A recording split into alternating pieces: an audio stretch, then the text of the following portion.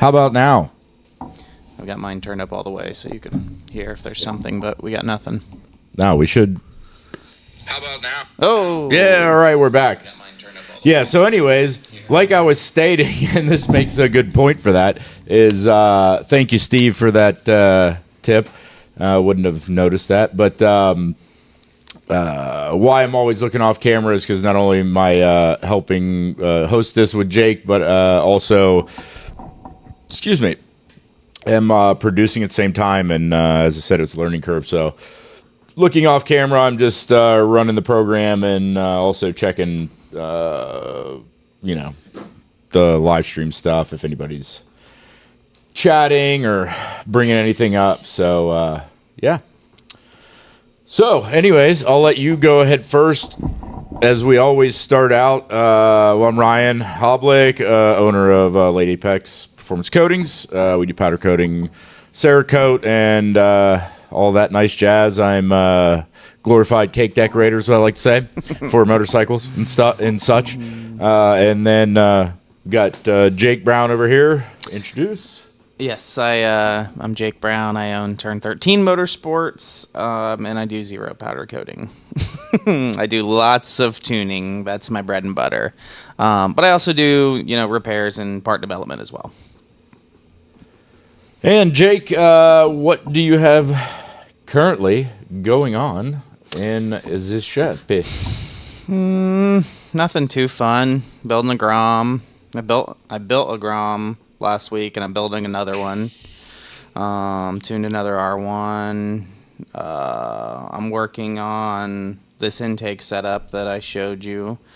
It's really been kind of on the back burner forever because it's for the 04 to 07 CBR 1000s. So they're old, and there's not that many of them. I mean, there's a decent amount of them, but it's not like there's a crazy amount of them or something like that, especially since there's only like a 4-year run of them there. So it's been on the back burner for a long time, but these guys it's an SC 57.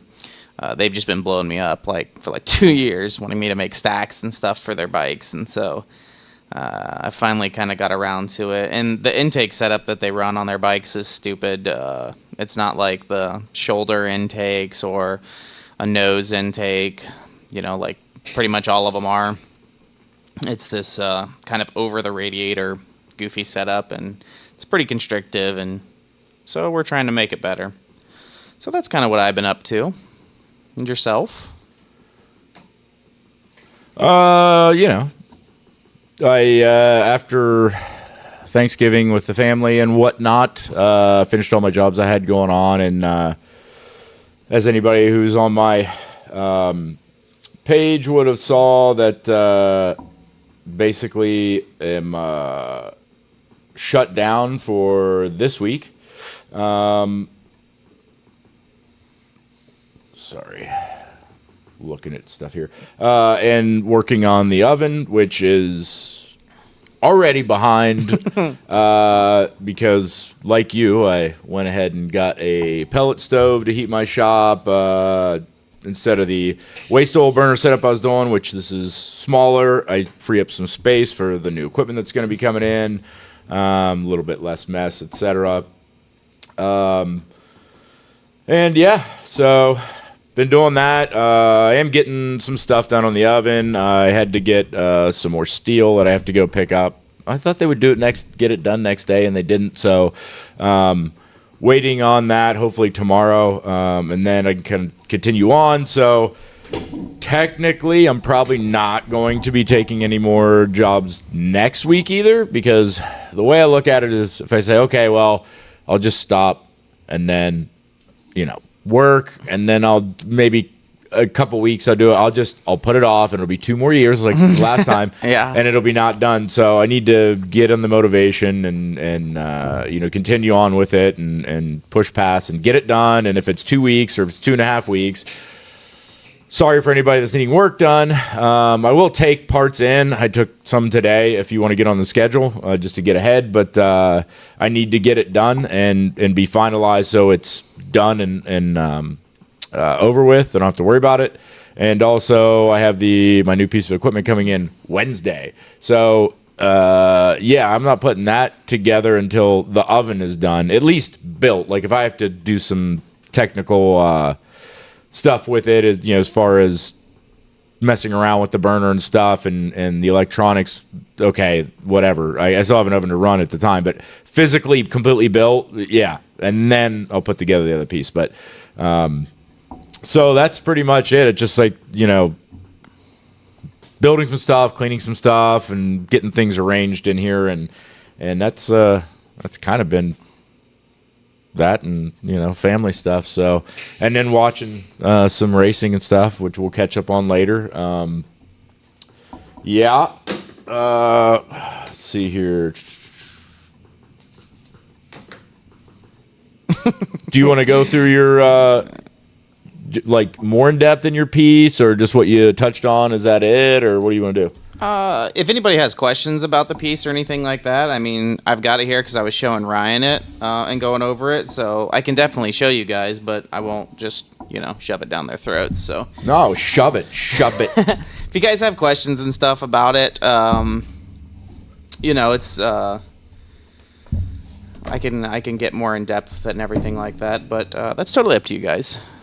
Whatever you guys want to hear about. Yeah, man. Might as well ask him some questions, because this is cool that he's got a piece here that you guys can physically see, and ask questions. You can show the more the difference, and then if there's any as far as 3D print questions that he'd be able to physically show you on it, would be that's just another benefit for that, right? Yeah. So Omar, we kind of went over it briefly earlier, but it's just it's the lower portion of an airbox for a 04 to 07 CBR 1000. It's been it's been a project I feel like this project has been like Ryan's oven. Like, these guys have been wanting me to make something for 2 years now, and it's just not the most popular bike, and that's just how things go with parts development. The new fancy stuff that everybody has gets attention first, and the old stuff comes when you get a chance. And so, yeah, I mean, this is a lower portion of the airbox. It's super weird how it goes on the bike. Like I said, most of the bikes will have shoulder intakes, which kind of go around the frame and go into the airbox, or they'll have the frame will have a cutout in the nose of it, like the R1s, R6s, Ryan 660, stuff like that. And it'll go straight through the frame, straight into the airbox. Well, this is kind of a weird one that does neither. It's got this flat piece here that actually sits on top of the radiator. And then it goes back and connects into this goofy little piece here. And they attach together. And then you have a traditional airbox. So the traditional airbox, it'll sit on top of it. Like that. And that's essentially how it goes in the bike. So, kind of like that. But you can see, looking through this piece, I don't know how hard it is for you guys to see, because it's a lot of stuff going on there. Not a lot of room for it to breathe. It uses a flapper, like everything. And then, so during that, it just has these tiny little holes that it breathes through. So you can delete some of that stuff and whatnot, but you're still kind of limited. And so, basically, we've redesigned all of it. So the rear attachment that the air filter sits down in, I guess I could have showed you that. So these have weird little circle filters too. They sit down inside those holes. And so this little portion just is filled with sharp edges and flat spots, which aren't good for airflow. So we started by redesigning this piece. And so everything is smoothed out and runs straight to the filter itself. And then this portion, it's cut in half because I only sectioned half of it off, so I didn't spend 10 days printing parts that didn't fit. So I sectioned it off and just attached it with some duct tape here to make sure it would fit in the bike and everything. But you can see there's, nothing inside there. So there's a solid, 500% more volume going through there than the standard piece. So we'll get, these are just prototype pieces, so I'll get all the connections and everything that fit up and whatnot. But yeah, this has been, it's been a fun project, and it's not finished yet. So definitely not PLA, Steve. This stuff right here is PLA, but that's just because it's prototyping, right? So I guess if that's what you're asking, yes, you can use standard PLA to prototype. You just can't use it for anything end use. So yeah, this stuff right here, it is PLA because obviously that's cheap and easy to print and all that good stuff. But when it's finished, I don't actually know what material I'll use for this end use because pretty much all the end-use stuff that I do is a nylon carbon fiber blend, but I also have some polycarbonate that I've been playing with. And polycarbonate obviously is a lot of high temp and structural strength. So I don't know. We might look at polycarbonate. There's also, traditional ABSs and ASAs that you can use as well. There's nothing wrong with the nylon carbon fiber. It's just expensive, and there is a lot of material in these two pieces, and so that adds up really quick. And I don't want to, get this all finished up and made, and then I'm like, okay, guys, I've got it. Everything's good. It's $800. Right. So on your old bike, if you want to spend $800 on an intake for it, let me know. So I want to try and keep costs down with it and everything. So we'll see. We'll see what it ends up coming to. The stacks that'll go in the airbox will still be nylon carbon fiber, just because they're sprayed with fuel, and so you want that chemical resistance from the nylon. But yeah, I don't know. We'll see what the end product is, but hopefully we can get it all. I test fit it in the bike today, and it fits great, so everything's good there. It'll just kind of be weighing out what we're going to make it out of, what we're going to finish making it out of, and we also have to see if anybody wants it. I mean, people have been hitting me up for stacks and everything for a long time, but I mean, that's kind of how things go. People ask for stuff, and then maybe a tenth of the people that were asking for it actually buy it. Everybody always gets excited when they see stuff, but then it's like, I don't know if I need that right now. Yeah. So we'll see. I mean, it's fun designing, so I like it. Just hopefully we can, recoup a little.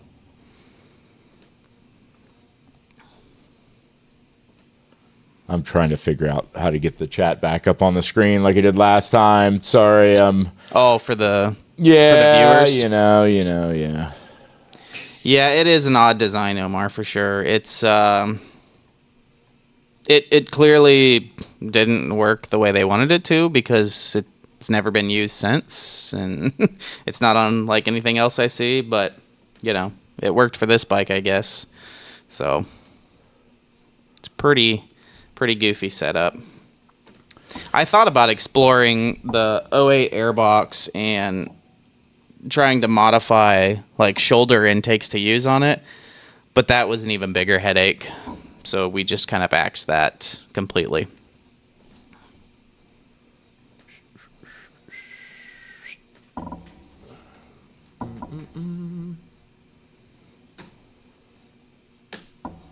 Don't think that's working. Oh well, I'll give up on it.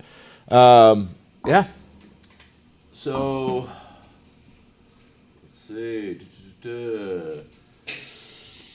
So yeah, we're into the Q&A part of it. I know there's a ton of stuff on the racing end of things that we could talk about today, that we could go on and on and on and on about.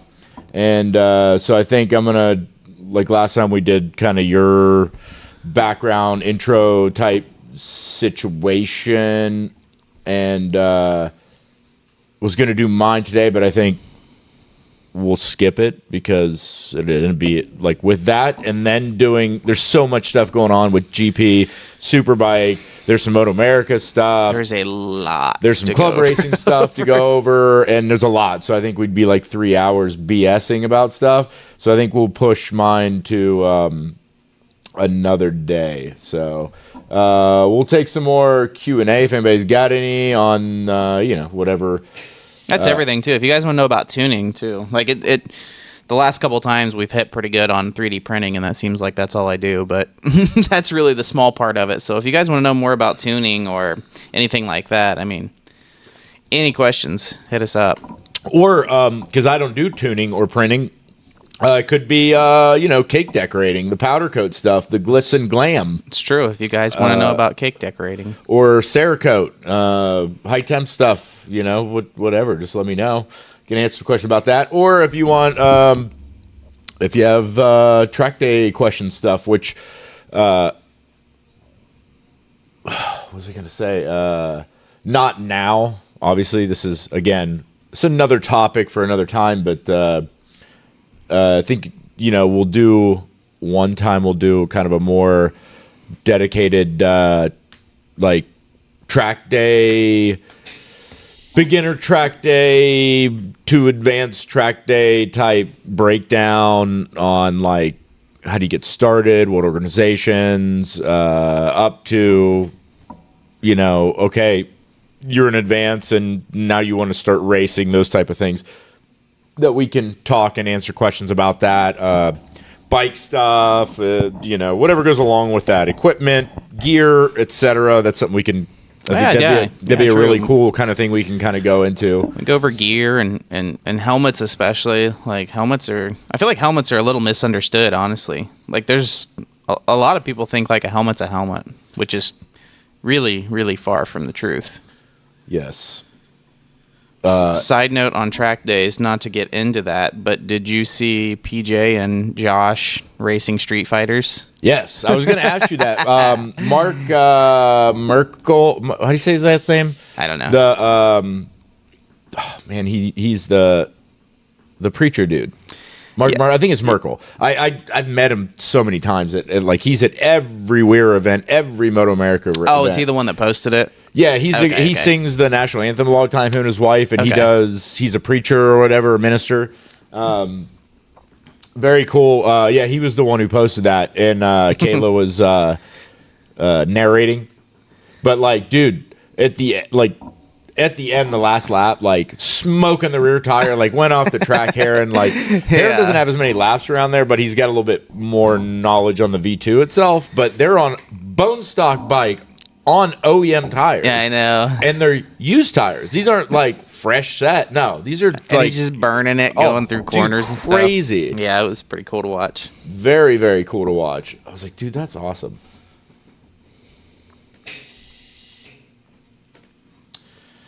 Yeah, I'm lost. I don't know what I did that I lost that, but I'm sure they can still see the comments though. I'd imagine, right? Yeah, if they're on Facebook, it's easier, when it pops up because we're answering a question. But I gotcha. My long lost uncle Mike Ross is watching. Thank you for checking it out. Quite a bit of people that I have not seen on here before. So we're just answering questions, whatever. But if no Q&A right now, we'll just go into whatever. So do you want to start on MotoGP or end? Because that's a lot, man. There's so much there. Well, I feel like when we really start diving into the racing, I think our traffic falls off a little bit because people are like, oh, just listening to these guys ramble on about racing. Not so much that, though, as we tend to stay on it a long time. So, the hour mark starts going on. We're still, talking about racing. Maybe it starts to get boring with people, and people are expecting more of, the work stuff, which, I mean, for us, I guess it's we do it day in and day out. So Yeah. it's hard for us to chat back and forth about certain things. And I try to be somewhat prepared, but like I have a notepad that I write stuff down on. And Jake, do you even think of like what you're doing until you get here? Listen, I brung show and tell. You said you brought that for me to look at. Well, it was for you and everybody out here. Brian's watching. I was just talking to Brian the other day. I sent him a message. His son got did he get the X1C or the P1P or PS? I don't remember now. I forget. But his son got a Bamboo Labs printer. Oh, nice. Like one of the ones I have. And so I just messaged him and I was like, hey, just, that's cool. They're really good printers. Let me know if you guys have any questions or anything like that about it or printing stuff. I do it a lot. Oh, did you get it on there? Yeah, I don't know. Well, no idea. good for you. What happened, but yeah. Okay, yeah, cool. Yeah, so I was going over some intake stuff that I was designing here, and all these parts came off the Bamboo Labs printer. It's so good, super, super good. I have no idea. And I don't care at this point. I really don't. Like, it works, so whatever. It's funny. Yeah, it's probably hard to see, too, because it's like the background's not what it was. The chat on the video? Yeah, I don't know what happened with that, but you know what? We got that far, so All right. I'm good with it. At least somebody can see what's going on. So, yeah. I just brought up a page. I have no idea even what this is, so I'm just going to leave that alone. Oh, yeah, I can kind of see it now. Yeah, well, we're just floating. So it's better than nothing, I guess, right? Yeah, for sure. Just moving it all over the place. Yeah, well, I'm trying to get it, I mean, I don't know what I'm doing half the time, so. What do you guys want to hear about? Anything in particular, or you want us to just keep rolling with it? I'll throw in a little track day club racing stuff here because Brian's here, and I don't know. I think I asked him before if you ran NCM before or not, but I'm super excited for this coming race season, even though I don't go to a whole lot of races. I love NCM in Bowling Green, Kentucky, the Corvette Museum track. One of my favorites. Jake really likes it too. It's fantastic track, and man, I feel like anybody that's went to it, it's one of their favorites. Like, Yeah. it is just a premier track. It's beautiful. The layout, the facilities, the condition, like there's just nothing bad about it, right? Like, you go to all these different tracks and you're like, well, this kind of sucks and that kind of sucks and I don't know about this, and yeah, the track's cool, but like the facility sucks or whatever, NCM has everything. Just everything. It's amazing. He has not run there. yeah. So You're missing out, Brian. It's amazing. You'll have to go this year, Brian, because not Weira, but Azra is going to race there this year. There's one race on the calendar there. I'm for sure going to do it. Dude, that's going to be wild. That's going to be wild. Yeah, and Conrad, if you want to do that too, you can go with me. Load up in my camper, and we can go. And I'm going to take Chris, my buddy with the 660. He said, "Hey, I'm down too." So, Does he have the V2 as well? Is that the same yeah. guy? So, I told you he's been back and forth on that motor. Whatever. Talking to Robin, talking to HSPK. I'm saying, hey, send it to Jake. For the V2 or the 660? No, for the 660. 660, yeah. And he's just, man, I don't know why. I told you, like, he's got some hang up with HSBK because they build his bike to begin with, which is not really built, it's just adding parts, right? Yeah. But they have a warranty, so I kind of understand that. But I was like, dude, did you figure out what you're going to do? And he's like, yeah, both bikes are at HSBK. I said, Jesus. I'm like, well, what are you going to do to the engine, And he's like, well, they're just going to tear it apart and see what it looks like and go from there. And he's like, Bobby or whoever the guy is that he works with up at HSBK that he, worked with from the beginning. He said, Bobby told me to do this or that or whatever, and like, just wait and hang on. Like, there's really, he said the whole motor's good, really, except like the transmission's the weak point. I'm like, actually, the rods are. So I was like, if I were you, I would put rods in if it's apart. 100%. Like, especially if it's a track bike. And then Bobby said, well, you really don't want to start making tons of power with it, but they are going to flow the head, So I'm like, okay, so they're gonna do the head, that's it, whatever. Like they're gonna port it, or they're gonna send it to Vance and Hines. Who knows? Yeah. I mean, they'll probably tell them that they ported it, but in reality, they probably sent it to Vance and Hines. I mean, that's I'm pretty sure that's what Robum does too. I highly doubt they're gonna do it in-house. There's very few people that actually have a really good porting program for sure.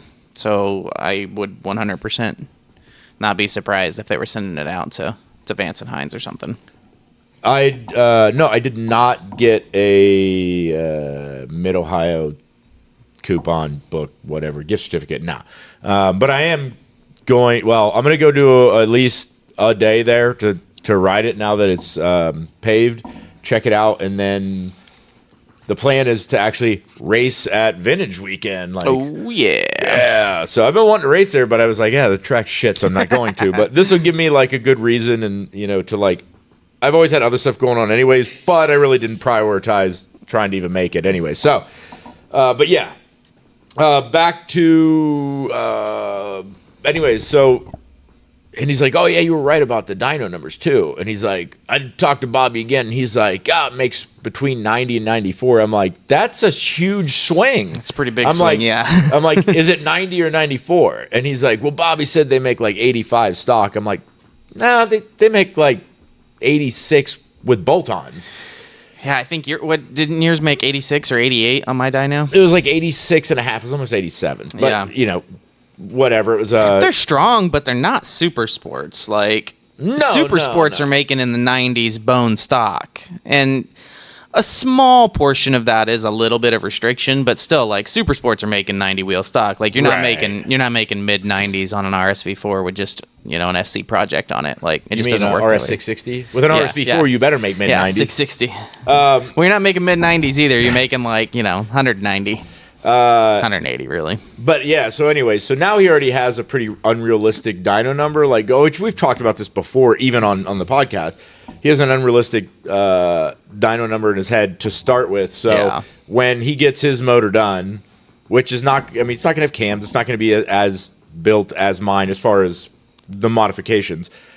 He's going to be like, yeah, my bike makes 105. And I just, let's legitimately look at this. I have cams, ported head, and the stator, and you have a ported head. Yeah, and those stators are worth a lot too.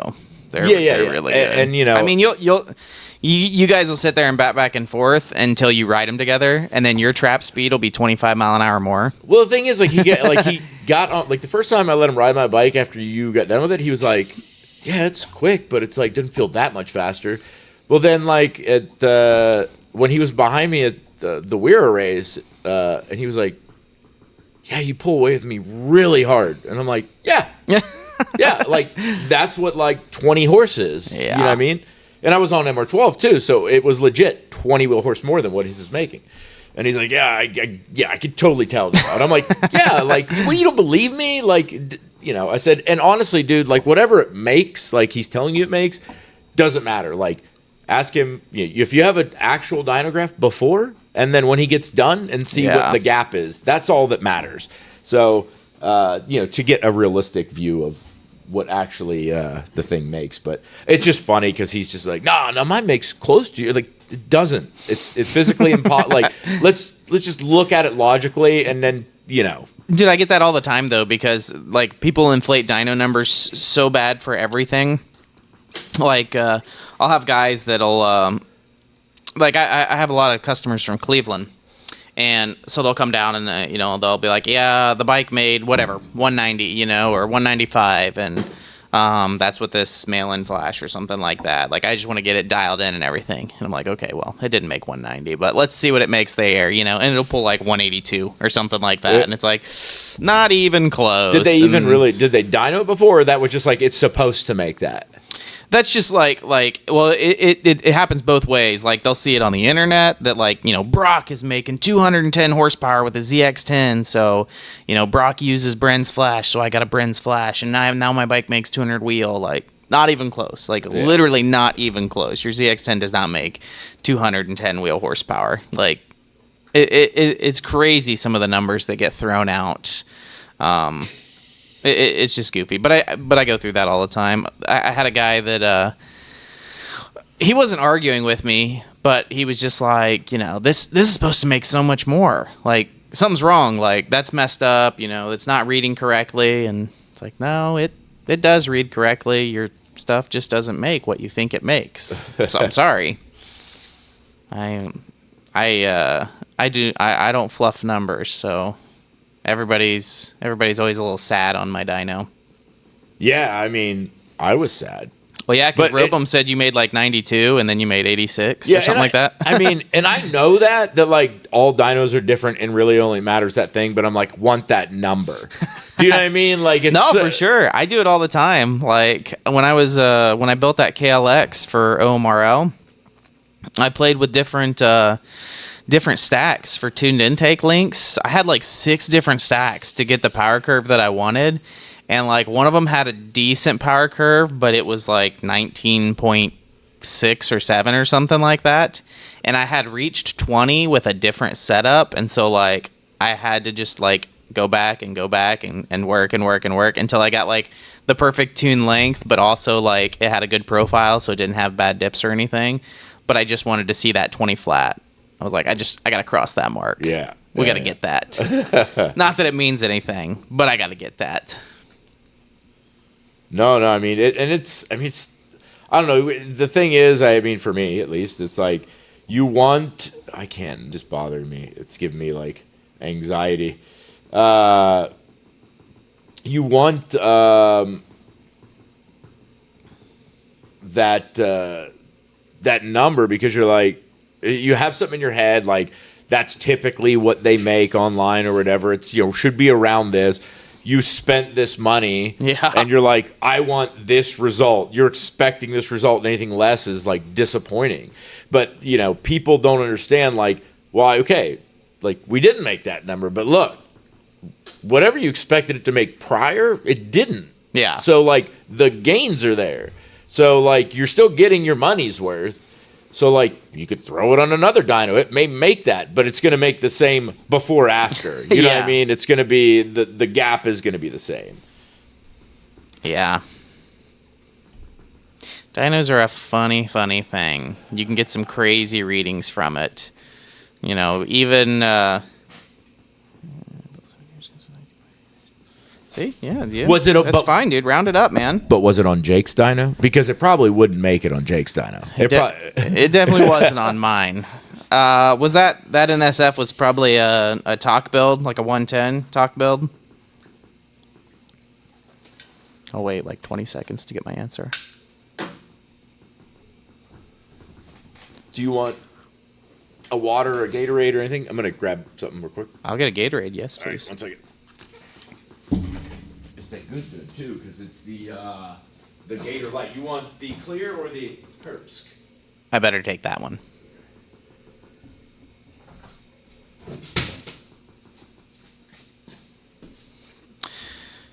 Yeah, I mean, there's no question that the 125 talks are insanely strong. I mean, really, it's in the cylinder head. It doesn't matter if you have a 110 or a 125 or even a 100.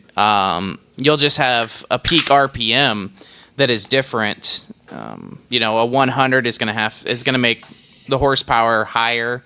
The 110 is going to be a little bit lower, and the 125 is going to make it the lowest out of all of them.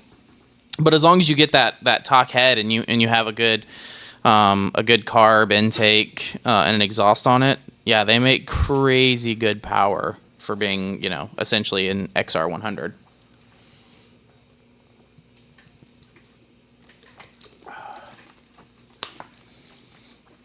Fantastico. Little bikes are fun to build. I can't wait till I get to build Ryan's new one. I don't have a new bike. Just FYI, I haven't planned on it. I spent too much money on new equipment, pellet stove, stuff like that. I mean, honestly, I'd probably like to have one of those little YCFs. But Omar actually picked up the Ninja. You see, it's gone. Oh, it is. Did he bring his Tuono up? No, and what the reason? I can't remember what was going on. Why he didn't bring it? He's probably gone. I don't know if he's gone or not. Omar, if you're still here, explain to Jake. If not, then I don't know. I figured it out. I can't remember what the deal was, I but mean, that's fine. I think something Matt had something to do with Matt. Well, he also. Well, we'll not get into the rest of it, but I'll tell you off camera. But yeah. So he did pick that up. So he's got that. So that's gone. And you know, I kind of wanted to go in. So that's where the money came from, where you dropped her on that. No, hell no. You're like, I better just pull the trigger now. My new piece of equipment costs 3 times the amount that I sold that thing for. So yeah, not really. Yeah, like we talked before. I talked to you and Matt both. I'm like, man, I might put a deposit on one of this new little RS 457 Aprilias. Yeah.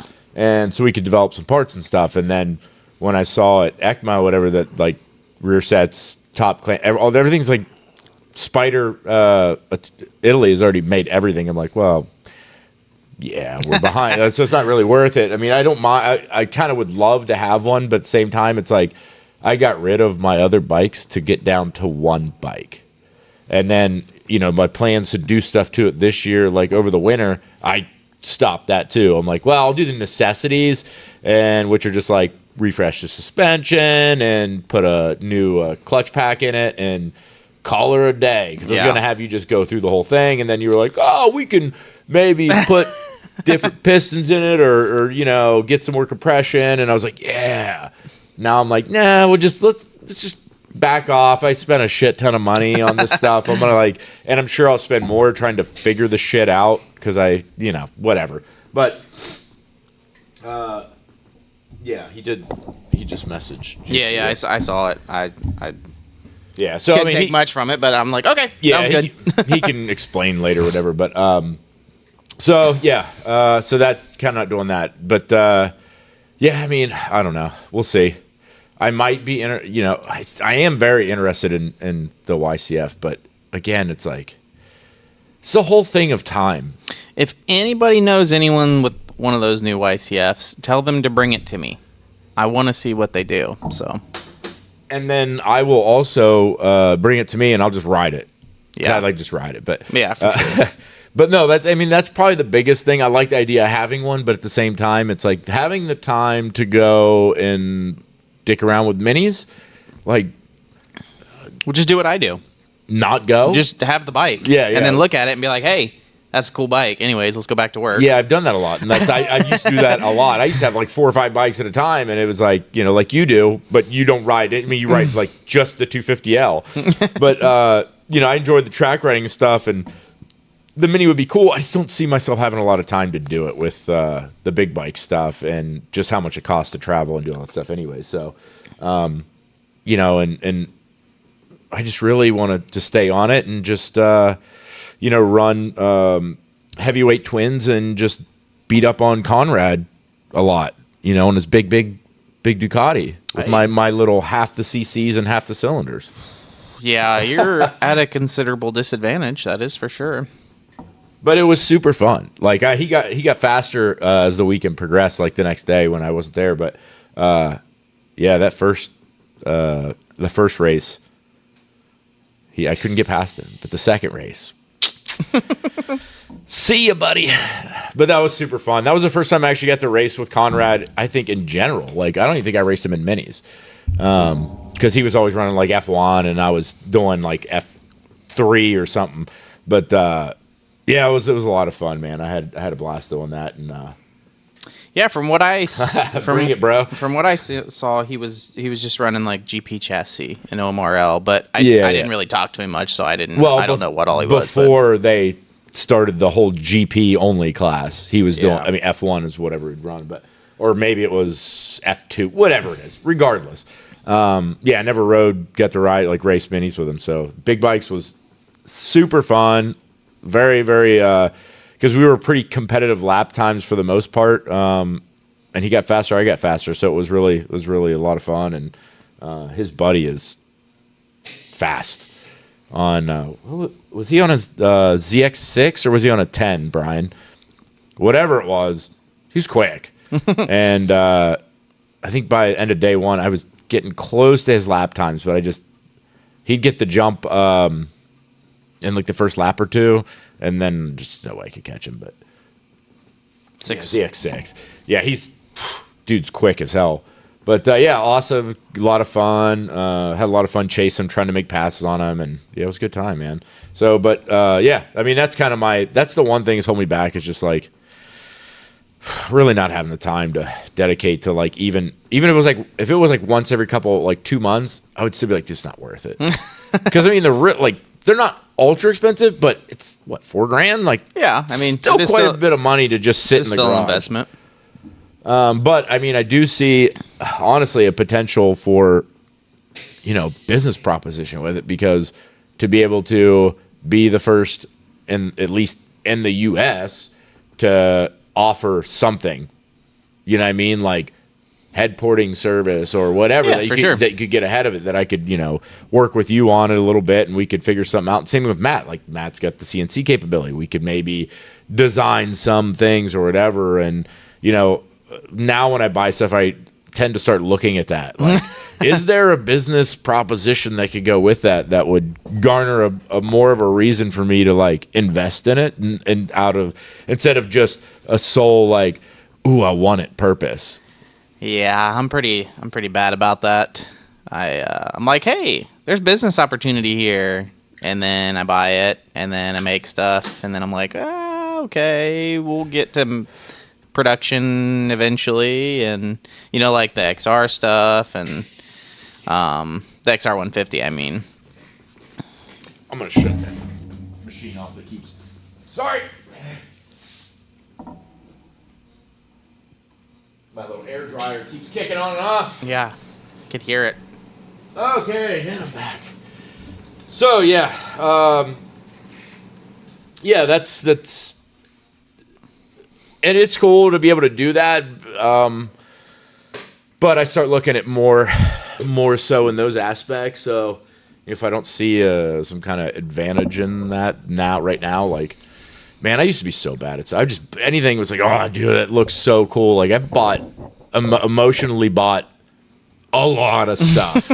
Like, I don't know how a lot of people are. I mean, I assume some people are like that. I think we talked about this before. Like, I remember watching when, so I had, I've already had like 2 multi-stratas at the time or something, or maybe it was 1. I had, I was just when I start to be able to afford kind of pricey bikes.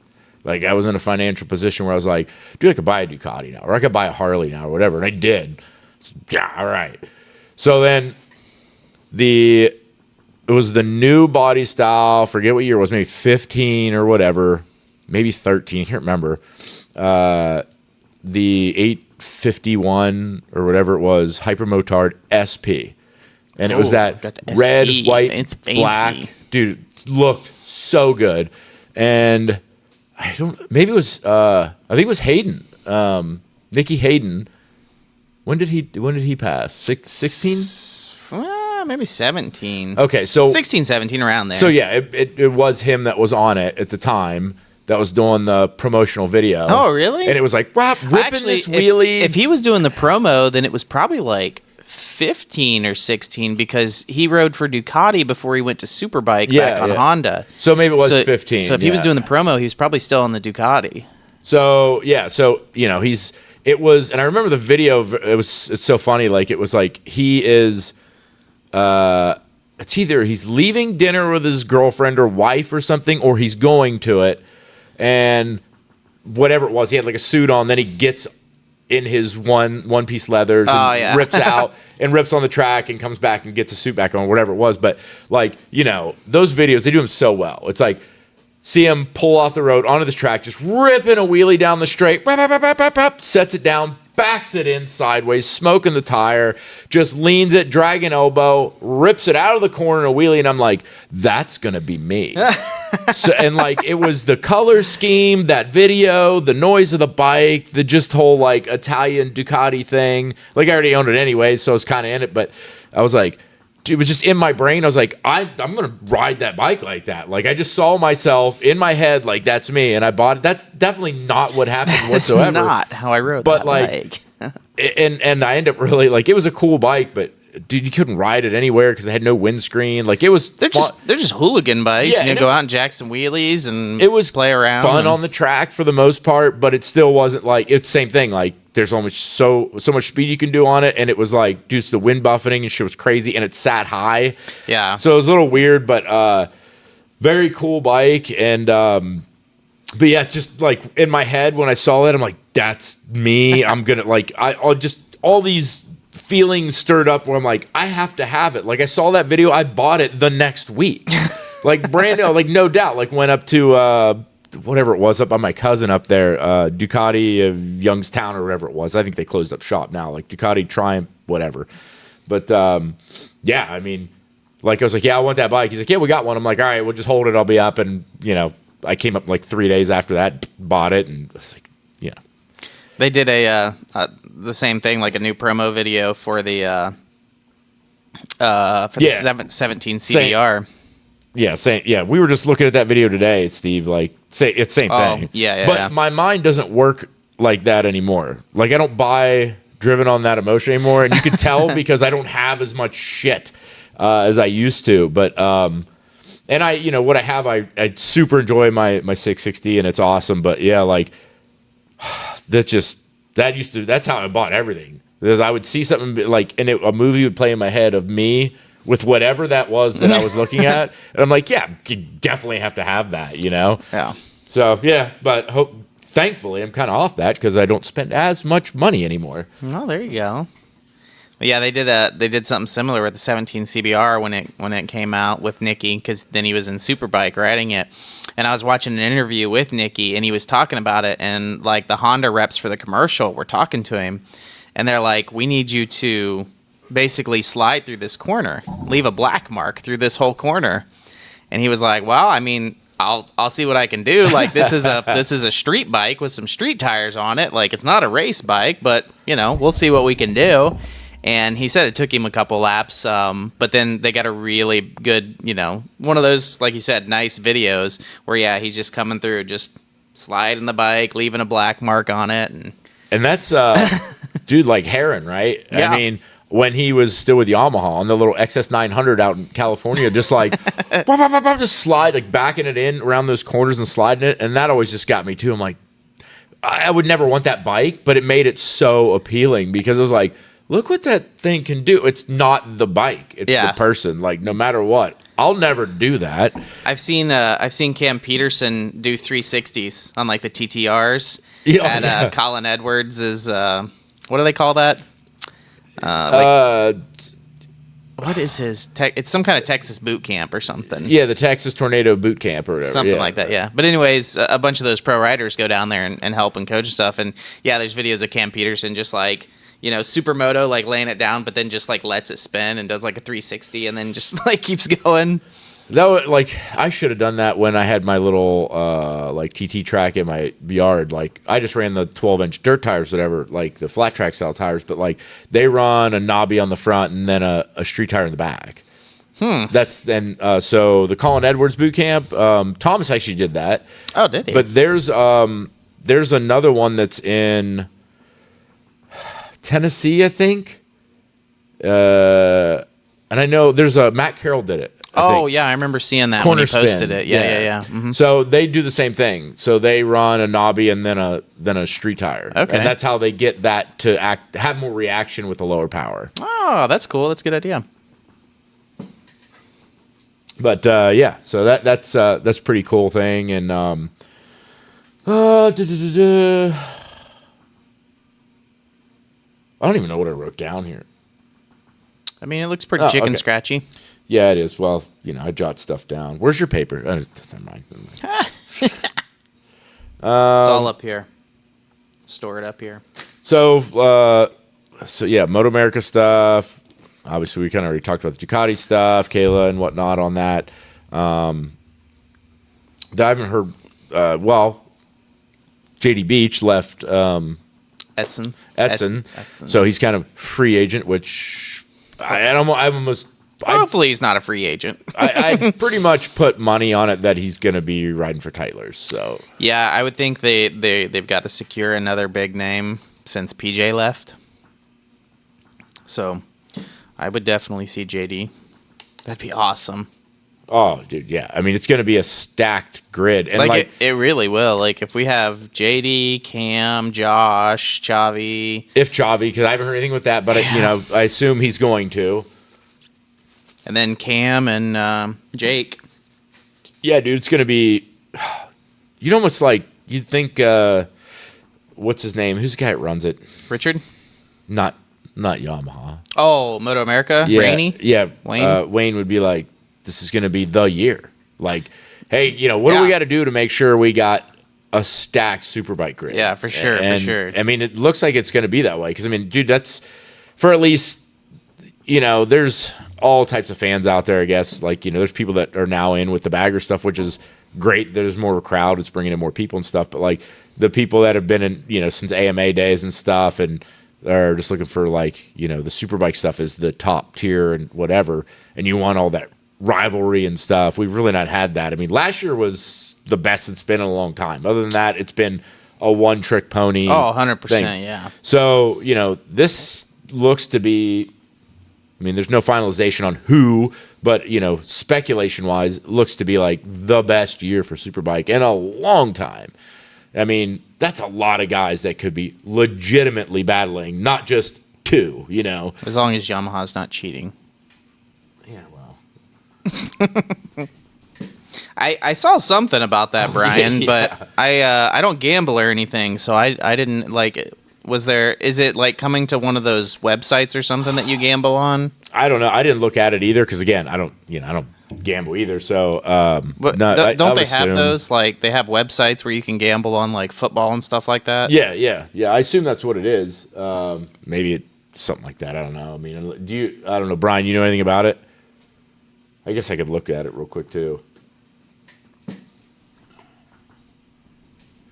Maybe they'll get a fantasy Moto A league. We could play that too. Oh, and then I could beat you with that one too. Yeah, I not trading any of my riders the entire season wasn't a good strategy. I didn't either. After we really kind of stopped keeping track of it, after you got Pecco and Bezecchi, things happen. You didn't need to change then. Other than stock market, yeah, stock market's horrible. Definitely a bit of a gamble there. Do you do any stocks? Not on the level that most people do, probably. Just small stuff. Nowhere even near it. But during COVID, it was gotta get on that Robinhood. I don't even really use it as definitely not day trader style stuff or anything like that. Honestly, for me, it's more of just kind of an investment. I just have a little money that goes here, a little money that goes there. So 401k almost. Yeah, kind of. But in your own way. Yeah.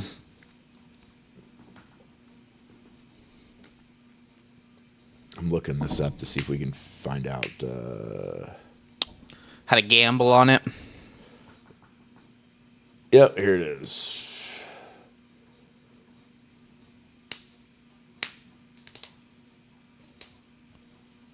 It says Moto America, North America, blah, blah, blah, blah.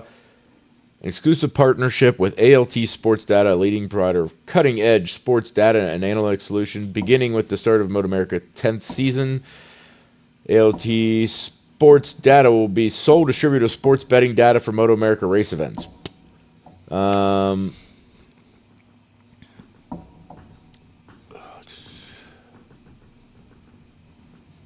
mean, I don't know. It's like betting on horse races, but people.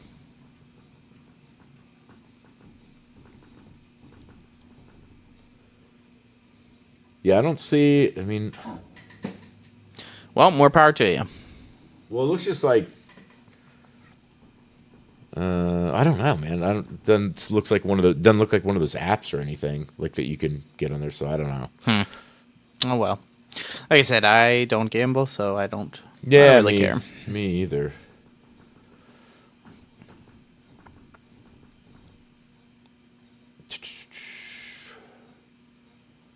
But if Bobier's coming back, I would put my money on Bobier. I will say that right now. Yeah. I mean, I'm curious to see what old JD Beach could do on. I mean, JD Beach will be fun to watch, but he's not gonna. He doesn't have the time on it. Yeah, I get that.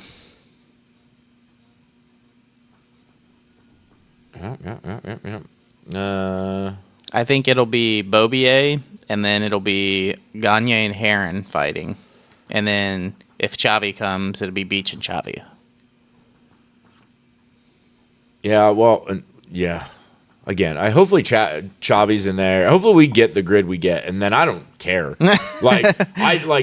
As long as it's not one guy every race. Like, I just want to see close battles. Like, yeah, that's dude, the crazy thing the road about Atlanta race. The first, like, what was that? What was like really the first race of the year if you don't include Daytona.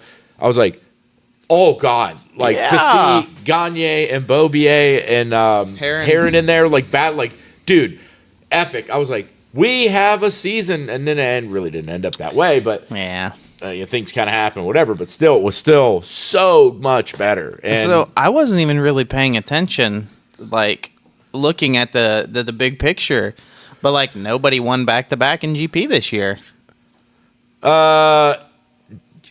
not in Sunday race. Yeah. Because they don't count the sprints as like 4 races. Martin won back to back to back. Well, yeah, he's the sprint man, which everybody knew he was going to be. But yeah, like nobody took back to backs on Sunday. That's crazy. So before we get into like GP, I know you don't watch Moto 2 and Moto 3, but dude, you should have watched like the second to last race, Moto 3, and it's what's his name? I can't remember. The guy who won, I can't remember. They all have weird names anyways. But him and Sasaki. So it was really close. And some dude was pulling some shiesty moves on Sasaki. I mean, like, just throwing it in deep in the inside when he knew there was no chance he could slow it down, pushing him off the track, right? Did that 2 times where Sasaki dropped back 5 positions, right? Was Doohan talking about that? He may have. He was talking about it, and he was saying that that he got beat by aggression and not skill or something like that. Yeah, yep, you're right. Yeah. So whatever, man, I got Holgado. Wait. No, that's not Holgado. God, man, I can't remember his name now. I'm looking for it. But yeah, dude, like 2 times they were running first, second, or maybe second, third, and then dude goes in the inside of Sasaki and pushes him way wide. They both go wide, but the other dude kind of regains a little bit better position because he's obviously on the inside of him. But Sasaki loses 5, 6 places, comes back 2, 3 laps later, like 3 laps later, gets up there again, boom, pushes him wide again, And at one point, he was like maybe 10th place, 11th place with like 3 laps to go. Somehow he gets it back together and comes back, but it was just, it was too late, right? Yeah. But it was such a good race. Like, there was so much shit going on. Like, if you want action, it's just, everyone trades places like 100 times. Well, yeah, that's Moto 3. Moto 3 is just a fight. I know, but like, it's so good. It's so much fun. They're all on the same tiny little bike that's not fast, and they're just fighting for every ounce. But it's good. If you want to see, like, just full-blown, ridiculous, back-to-back, just fighting action, like, Moto 3 is where it's at. I mean, people need to check that out, because it's freaking wild, man. Yeah, I think it is Holgado.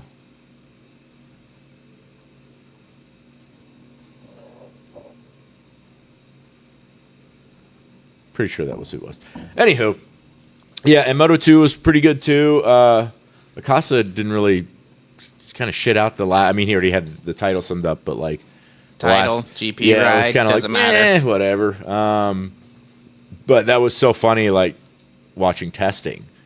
Like, did you see his reaction? He was like, "Oh, dude!" And I mean, like, that's same thing with Marquez when he got. I had to screen record that. I sent it to you because before it was actually like a meme and on fucking Instagram and everything. It was like they had that close up. Mark just looks at him and goes, "I like just like the funniest reaction." It's so funny.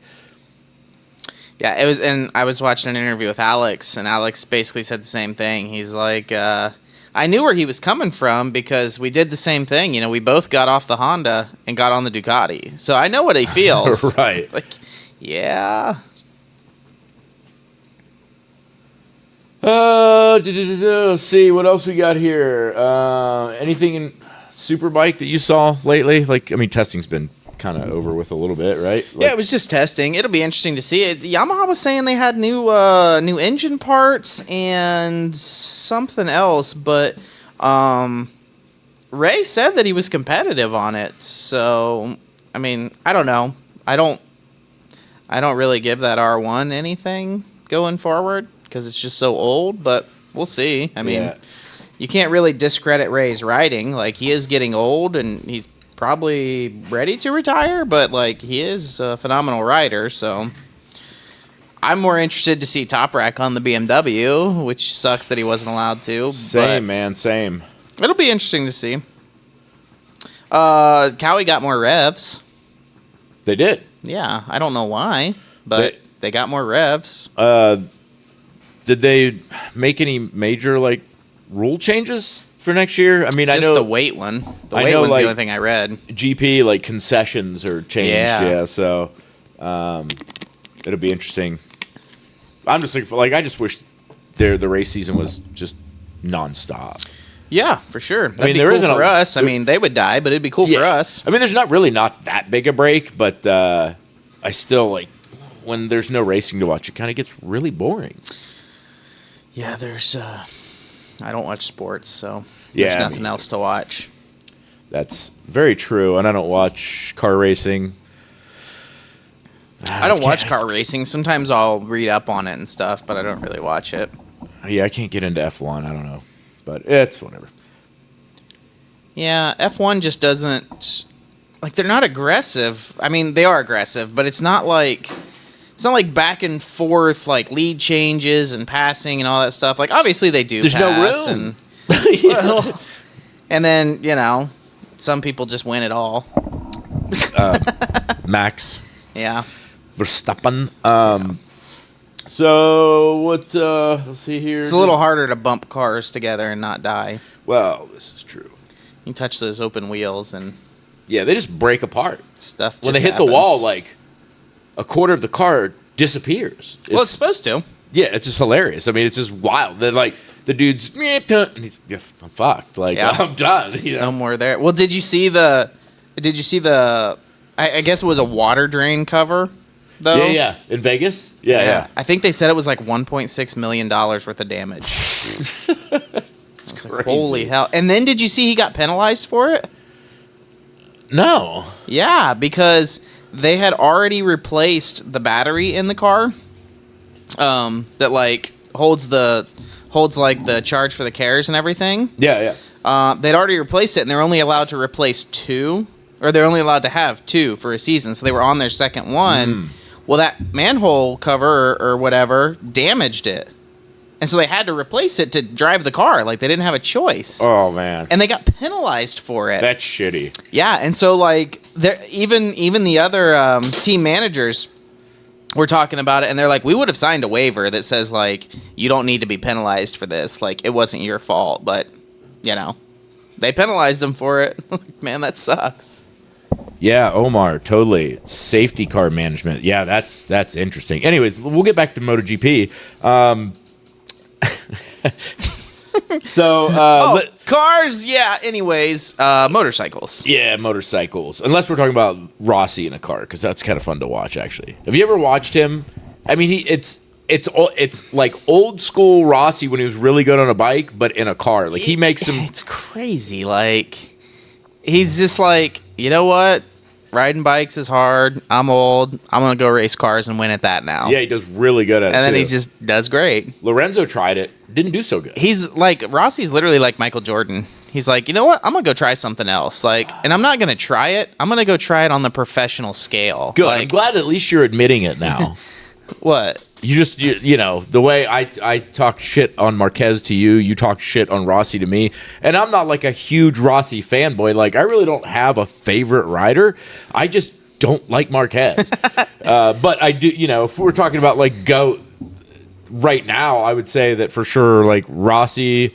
Now, I'm not saying Marquez couldn't, there's not a possibility that he couldn't be the GOAT, but there's just some circumstances I think that it's not that he's not going to be a really great rider of all time, but there's things there that like he just physically can't experience because they're past, they're gone. Do you know what I mean? Like if there's a change, like Rossi rode. Hey, you're gonna go back to the two strokes. It's always the two strokes. Not just two strokes, but I'm talking about the different variations of MotoGP bike as far as engine size and configurations, things like that. And like there will be a change in that. So I'm saying like he can't go back in time, but you know there will be changes forward that maybe he can make. But still, there's also varying manufacturers where now we open up. Marquez, if he could win a championship on a different manufacturer, I mean, then I'll definitely. Technically, all he has to do is win a race on the Ducati, and he's done more than Rossi did And I'll on tip Ducati. my hat, but maybe not tip my hat because the Ducati's best on the grid. So I mean, if you can make the Honda podium, then if you don't make the Ducati podium, you got then like if he does shit on it, guess what? I just don't think that's. I don't think it. Like I think the only way he doesn't do good is if he gets hurt. Well, okay. I don't think there's any way that he's not going to do good on it. If he doesn't do good, well, then that proves it. I think if somehow if he didn't do good, then he was just done, because he already said that like he's going to Gresini for 1 year, and he's not even focused on the championship. He just wants to have fun riding again. He just hated riding the Honda, and so he wants to enjoy it again. And then 25, 26, when all the contracts open up, we'll see where he goes. I wonder how Marini felt. Going to the Honda? Like with test riding, he was like, oh, geez. I'm sure he was like, yeah, I got a factory seat, sitting in the garage, feeling all jacked. And then like after 3 laps, he was like, fuck my life. Yeah, exactly. This was a terrible Zarco, call. probably same thing. Well, yeah, because Zarco was in the gravel. He was like, oh, this is what the Honda's all about. Now, Mir did say that it was the first time he rode the Honda where it felt like they actually changed it.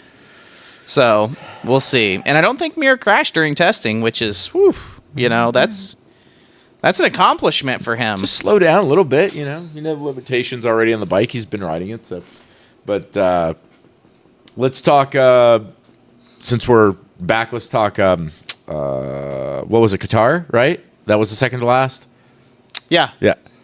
Man, I can't remember what happened in that one. Besides... Under the lights? Yeah, besides Martin kind of taking a shit. Yeah.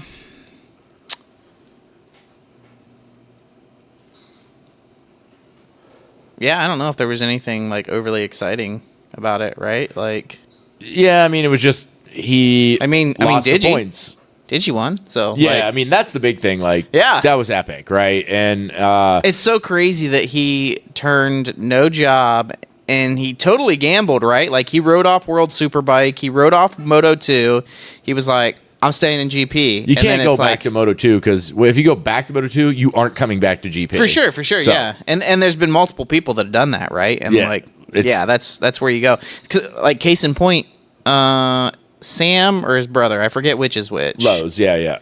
But he's leaving Moto 2 right now to go to WSBK with his brother. Yeah. And he had he had a couple years in GP and then went back to Moto 2 because I think they were both in there. I think both of them were in GP, and one went to Moto 2 and one went to Superbike. Yeah. Yep. And now he's going to Superbike with him. So yeah, like once you fall out of GP, it's kind of like, well, you had your shot. That's it. Yeah. Sorry. I mean, you can go to Superbike sometimes and then come back, but it's hard to go from if you are in Superbike and come to GP and do well and stay there. But yeah, and really, I mean, you have to win, right? Like Yeah, you have 100%. you have to win Superbike, and then maybe you can go get a satellite ride or something. right. Which, depending on the team, if you get on a satellite Ducati, you're golden. Yeah, but those seats are few and far between. Now you can get on a you'll never factory, take 'em. anything else, But Yeah. You have a better chance of getting on a factory Honda than a satellite Ducati. yeah, totally. And not even like a current spec satellite. Like Promac's current spec, right? But like Grassini's not. Grassini's year-old spec. Yeah, right. Yeah, yep. Yeah, Pramac gets factory, but Grassini gets year-old. So yeah, Qatar.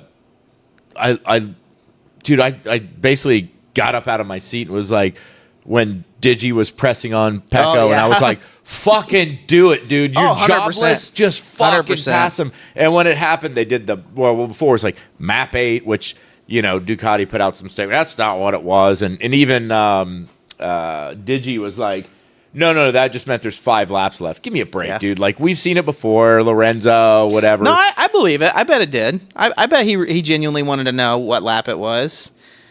Wait, that's on your pit board. Well, sure, and it's on a big fucking sign too, but that didn't stop Aleix from just stopping 1 lap before the race was over, right? I don't want to talk about that. That was disgusting. He's like, woo, podium, yeah. Oh, nope, 6 riders just passed me. Whoops. I did that this year. Yeah. I told you that. Yeah. When I was following Conrad, I was like, I thought we were on the last lap. And, I looked up. I saw the flag when I was coming out of the last corner, and I was like, this is it. And fucking ran it. And I was like, well, I didn't catch him. Yeah. But I was pretty close. And we went past the flag, and I was like, man, Conrad's doing a fast cooldown lap.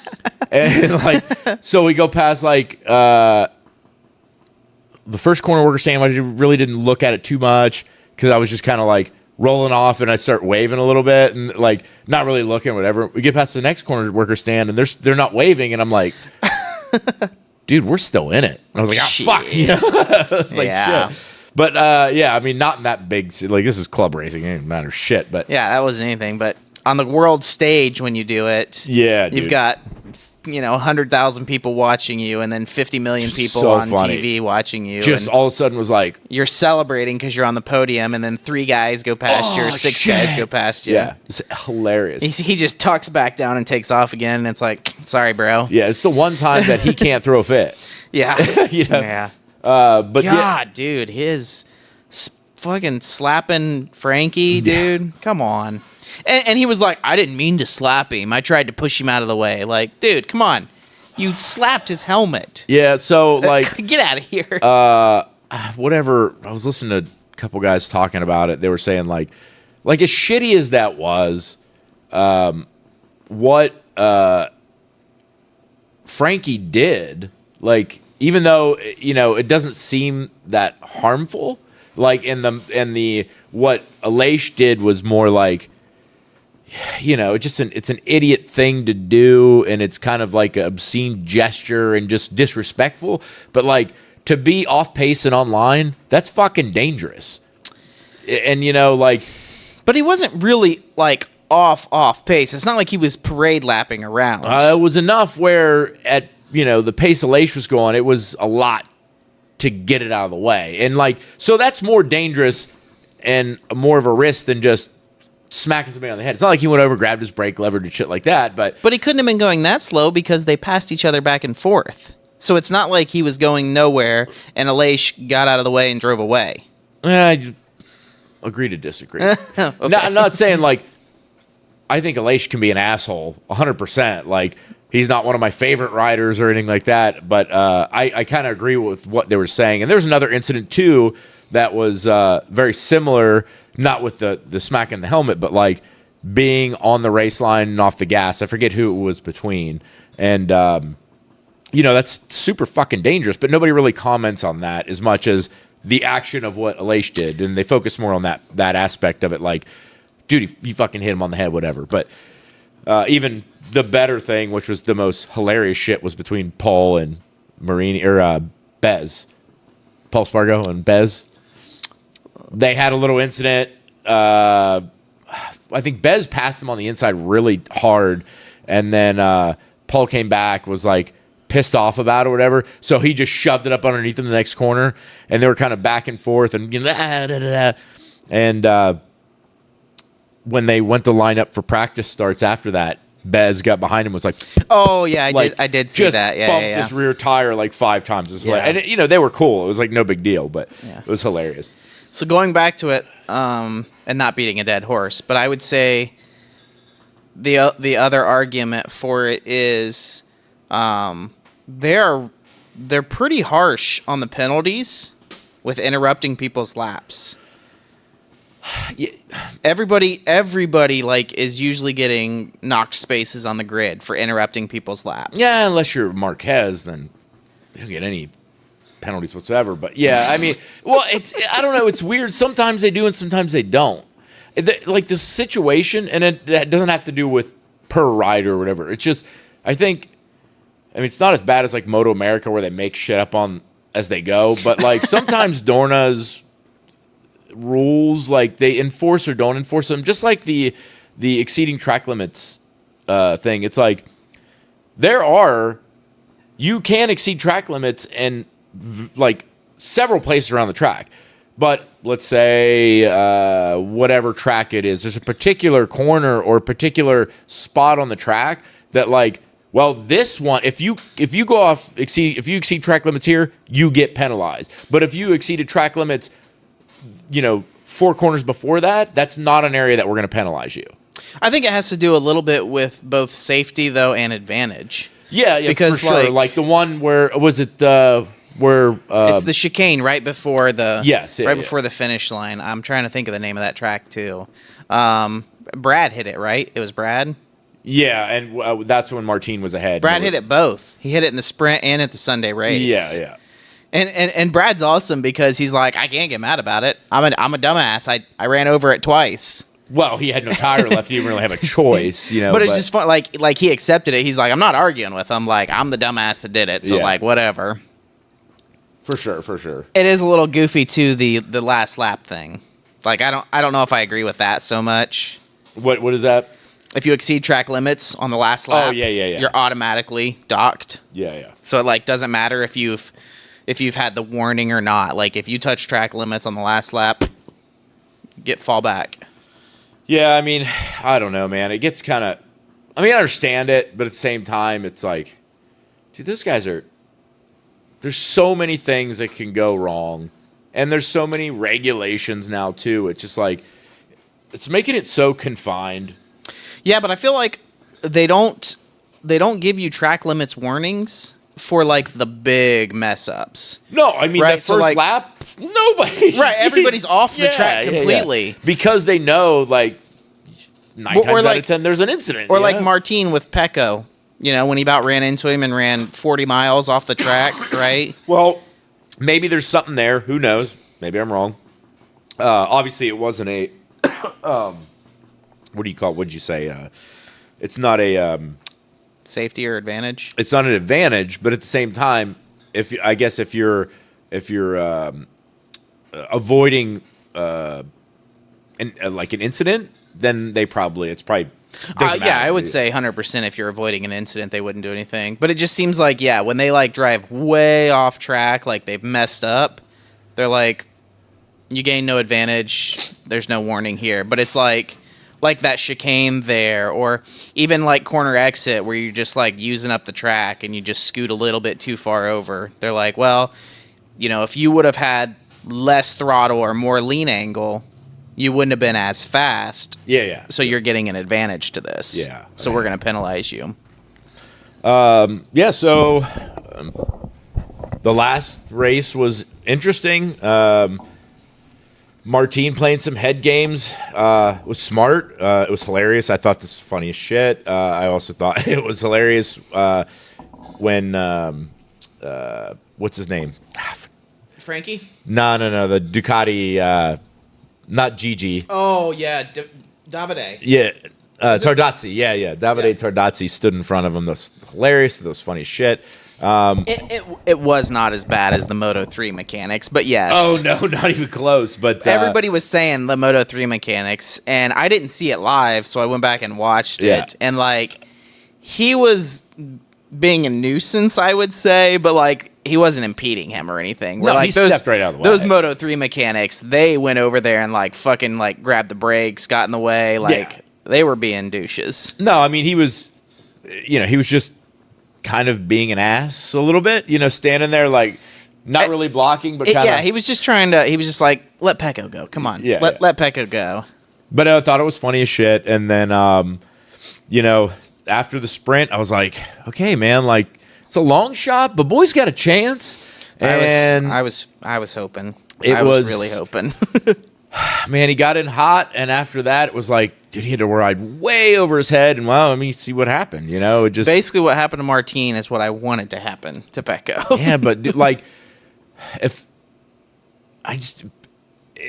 Pecco wouldn't override himself like that. He didn't need to. Well, I know, but if the situation was switched, Pecco wouldn't have tried to override himself and get up like that. He would have like waited a little bit and maybe try to come back at the end or whatever. He's got a little bit more tactile approach or whatever, a little bit more of a plan, where Martin's like, fuck it. Yeah. Like, he's just gone. He's like, he's got that same kind of Marquez mentality, like old Marquez mentality, like, even though Marquez still has some of that mentality for sure, but like old Marquez, we're just fucking send it hard as hard as you can all the time. And it didn't work out for him, man. And it sucks. Like, he ran good. I don't know. Is it like as good as Pecco was? And I don't hate Pecco, and I'm not a Pecco lover, but like, I don't know. It just didn't feel like a real big championship. Like, I don't know. There was just like I don't even know the last time I would say I felt like you have a real like championship. Maybe it was like the last time, like with Marquez and Dovey and whatever. Mark and Davi was close, but it was about the same as Martin and Pecco. Like, it came down to the last race, but it was like heavily advantage for Mark. Maybe just because the bikes are so like, there's so many of the same exact bike out there, and the stuff's so close in the aero and this and that, and like there's so many different winners. And I mean, great, that does for some pretty good racing for the most part. It's still not always super close. We don't get a lot of that action. I mean, there is some times where you have that really cool, like, good battles, and you're like, oh, dude, that was awesome. Like, that was Superbike this year. Oh, God, that was amazing. And like, well, Superbike's always better. 1,000%. I can't say that. Within recent years, I would way rather watch Superbike for the battles. Like, even though it's just mostly was Ray, Toprak, and Bautista, epic shit. You don't have that. It was epic when they'd get into it, but like for the most part, it was Bautista. This year, yeah. But okay, last year was like the last race all the time. And last year was a lot closer. And it was like, I'll agree, last year was a lot closer. Bautista's down the straight, and then all of a sudden, Toprak comes by on the brakes and takes him, and then 2 corners later, Ray's up underneath, and then it's Toprak, Ray, whatever, and then it comes back, and it's Bautista down the straight, Toprak out braking. It's like the same over and over, and it's like, because they all have their strengths in different places, and it made it so epic to where, like, they knew exactly what was going to happen and where. So then they had to start making some outside the box passes and stuff, and it got really good, and then it was fantastic. And like in MotoGP, it's just not, that level of excitement's just not there anymore for me, really. You know what I mean? Like, don't get me wrong, I like watching it, and when there are those epic type situations, it's awesome. But it's just not as aggressively active, battles as Superbike was. So, I mean, Moto3, that's Superbike is Moto3. I mean, it's not, Moto3 is like nonstop, but yeah, I mean, there's just, I like having the action. I don't really have a favorite. I want to see these epic battles and see these, throwing up underneath and just making some crazy moves, or who's latest on the brakes, and that stuff's just interesting and awesome. And the bikes are getting so technically advanced. It's just crazy, man. The GP bikes are, I think that makes it hard because they're such a perfect bike that, like, you know, it's obviously some are better than the others, right? Like Honda sucks, Yamaha sucks, and KTM, Aprilia, and Ducati are good. Ducati's the best, but still, like, they're all phenomenal, right? Like, yes, that Honda bike sucks, but, like, that Honda bike is still 10 times faster than anything else you're going to race it up against. You know what I mean? Yeah, like, 1,000%. they're such good bikes that, like, you know, there's 10th here and 10th there and 10th here. It's kind of like the racing in GP, right? And it's similar in World Superbike, but Superbike is still, you know, a little bit more, I would say maybe less consistent-ish. I mean, they're all really consistent, but GP is just kind of like you're running the same thing the whole race, and it's like you only engage with somebody if you absolutely have to, right? Like, you'll literally go up there and run in second, and then you'll run in second for 17 out of the 20 laps, and then you'll pass it. You know, it's like, I'm just going to sit here, we're going to sit here, and we're going to gap second or third, fourth, fifth, the rest of the grid, and then in the last 3 laps, we'll fight each other. Yeah, it's interesting, and I just, you know, all I'm looking for is just major action, man. Like, I just want all the action I can get, and that's what keeps me watching it. So, but yeah, so we got Pecco's champ. Digi just end of season just crushed it. Like I told you was it today or yesterday? I'm like, dude, I'm rooting for Digi next year. Dude, I probably will too. Such an underdog. I love it. Like, it's just fantastic. Like, I hope he ends up doing better than, like, and I don't have anything against Bez. I don't necessarily like Bez. I haven't, you know. It's because he tangled with Mark. I haven't been a Christ. No, I like Bez, but I just mean I haven't been a fan of Bez for like 10 years going, right? So I don't want it to seem like I'm a bandwagon hopper. Like, yeah, I think Bez is awesome. Like, I think he's cool. I think he's a good rider. He's got a good attitude and stuff. But it's not like I'm a major fan of him. But I hope Digi does better than him. I hope Digi still pushes to the front all the time. I mean, it was amazing. It was fantastic to watch him just kind of. I love that. That's something. Like I said, he put all his eggs in that basket. Yeah, and it's kind of like the same thing when going for GP.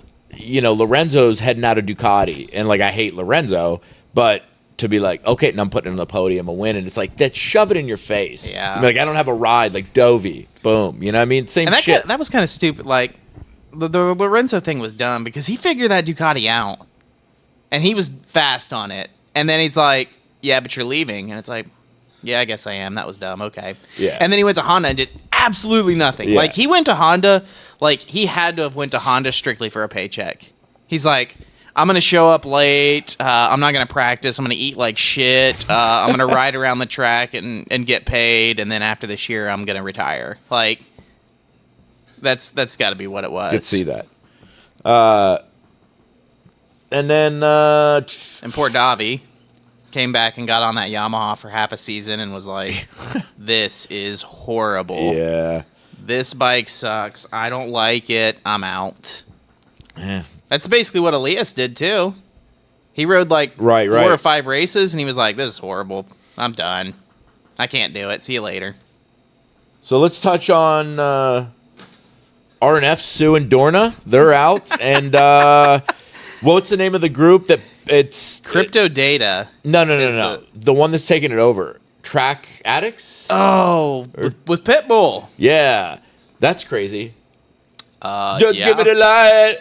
That's going to be ridiculous. But it's cool, man. It's like, they're going to be like, Pitbull singing the national anthem. Whatever, at dude. every single event. I'm just happy, like, you know, we have a American team that's in Moto 2, but we don't have like a GP team, and now we're gonna have American backed MotoGP team. Hopefully. I mean, everything still has to go through, but Well, I mean, so far it's what it looks like. Yeah. And it's with Aprilia. Hell yeah. I mean, we know that the crypto data is gone. Yeah, and they're pushing to get at least one of the 2 bikes on the satellite team is going to be a 24 spec. I don't think they'll get that. Well, probably not, but I think they should go back for a Raslin. well, Oliveira's well, we'll get to that. But Oliveira said that he was riding the 23, and he's like, dude, so much better. He's like, really? He's so much better than the 22. So That's interesting because I feel like the Aprilia guys did better with the 22 bike than they did the 23 bike. Yeah, so I mean, there's probably different aspects of it, but Oliveira was like, the corner speed on it, they can maintain a higher corner speed. Like, there's more stability in the corner. And he really liked that about it. But yeah. So what were you saying about Razlan? I think they should go back for him. I think the new team should hire him now. That would be hilarious. Because I think, like, it seems, and I don't know the story, so, like, he totally could be, like, screwing everything up. And if that's the case, then they shouldn't. But it seemed like Crypto was trying to put all the blame on him. And he was like, nah, this is your guys' fault. I'm out. And so he, like, quit. Well, did you, like, because I haven't seen any, but did you hear any, like, the actual details of what? Because we just saw, like, I read that it wasn't bike stuff, though. Oh, okay. It wasn't bike stuff. Okay. It was team stuff with Dorna and GP and stuff like that, but it wasn't the physical bikes or anything like that. Okay. Actually, they were saying it was some financial stuff. Like, Crypto owed a bunch of money and... Go figure. Crypto. Right? Like that dude, the Indian guy in F1. Remember him? Oh, yeah. It was wild. Yeah. It was wild shit. Yeah, that was on Drive to Survive, right? Yeah. But yeah, so if Razlan didn't do anything wrong, I'd go back for him because he's clearly a good team principal. Yeah, for sure. 100%. Like I think he does good. I like him. He seems to have a good attitude all the time and whatnot. So, and not this year so much because his rider, like his number one rider, was out for 90% of the season. So he felt kind of shit on. Because I mean, you take out your top rider beginning of season, they're like, well, I guess the whole fucking 23 effort's kind of out the fucking window. Yeah. And, I don't know what goes through a satellite team's head like that, but yeah, it sucks, but you're not going to win the championship anyways. Like, yeah. I don't know. I'm sure there's something where it's like, you've got to have, this much track time because we're your sponsors and and we if need you're to not have it on TV. Yeah, exactly. So I'm sure there was a lot of pressure there, but yeah. I mean, I can't imagine what Grassini, like when they signed Marquez, they were probably just like, this is a fucking dream. Well, dude, Grassini look at Grassini go 4 years back, right? Nothing. And then 3 years back, Enea, and they win, and it's like, holy shit, we won a race. Right. Epic. And then last year, they have Alex and Digi. Both of them won. Like, man, is Grassini doing something? And then they're like, we're going to sign arguably the greatest rider on the grid at the moment. Yeah. Like, we're going to take an 8-time world champion from a factory team, and we're going to sign him to our satellite team. Yeah. Like, and bring your sponsor on with you. And you're going to bring Red Bull with you? Yeah, dude. Nuts. It's okay. crazy. It's crazy. We'll take that. We'll add that to the budget. 100%. Like, I bet you, like, any of the... semis and stuff that Mark's staying in, Red Bull's paying for. Oh, yeah. And, like, I love, like, soon as they wrapped up the Sunday race, like, I saw the pictures and videos of it, Repsol Honda's out there scraping the 93 off the semi. That. Like, hey, get your shit, get it out of here. Yeah. It's so funny. It's great. Good times. Yeah. Grassini's got to be loving it right now. But it's great for them because... they'll win some races and all will be good. And that's not that big of a deal, but their name is on the map now. Yeah. And so going to ride for Grassini isn't like... Do you remember Aventia? Mm-hmm. When it had, was it Carl on it? Carl Abrams? Yeah. Who basically bought the ride. And they didn't do anything, like, at all. It was like, how many grid spots is there? 22? And he will be 22. Yeah. He will, unless somebody crashes, then he might be 21. But he will be 22 if there's 22 riders on the grid. There was absolutely no hope. So if you were like, oh, man, I'm signing to Aventia. Yeah, I got a GP ride, but it's on Aventia. So yeah. I'm basically just going to watch everybody else ride. Like, that's not the case with Grassini. Like, oh, no. But it's not the case with any satellite Ducati team. No, not a satellite Ducati team. Yeah, I mean, it's just the bike's so good. It just does. I mean, like anybody's willing to get on it because they know there's a chance they could actually get on the podium or win a championship even on a satellite bike. Which is what's so crazy about people leaving. Right. Yeah. I mean, I don't know, but it's just, when it Like, I understand Zarco's point. Again, Zarco's old. He probably wants to make some money and then deuce out, right? but Marini is stupid. Outside of the fact that he just wants to be on a actual factory team, like to have that title and maybe the money that comes with it, But there's a small window for Marini, right? Like, he's young enough that he could put in 2 or 3 years at Honda and get the bike better if he can get it better, and then he'll still have like 5 to 8 good years to ride on the factory team if all the stars aligned, right? yeah, but man, It's a total gamble for sure. but this year is really kind of his year that he kind of proved he was a good rider, and he was up in, he wasn't always consistently in the top 5, but he was probably in the top 10 a lot, and he could pole or do whatever. He could prove that he was a good rider, and then I think the Ducati lineup was better than him, though. I'm not saying it wasn't, but I'm just saying, the boys on the Mooney VR6 showed some shit out there. 100%. And now you're going to go from, being a source of attention to being, on a crash truck every weekend. That doesn't bode well for you because, people are going to just stop looking at you. Yeah, but like I said, either way, he was looking at a few years before anything serious could happen, right? Yeah. Because if he stays with Ducati, But it's better to have a season where you have some notable achievements, versus being in the back of the grid all the time. Yeah, unless you never get that factory seat at Ducati, right?